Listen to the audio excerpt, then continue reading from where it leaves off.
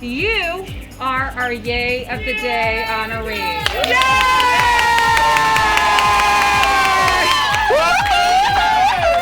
And you were nominated and selected to receive this honor today. So I really want to share with you a little bit about what your nominators said, because you had at least two. All right. So your principal says he is always in the right place at the right time. I love it. To do whatever is necessary for any student or any family. In preparation for virtual learning, he went to multiple homes to deliver math kits. He took hotspots to students who needed them and didn't have transportation. Kevin, congratulations for being our Yay of the Day honoree, and thank you from the bottom of my heart from the Henrico team.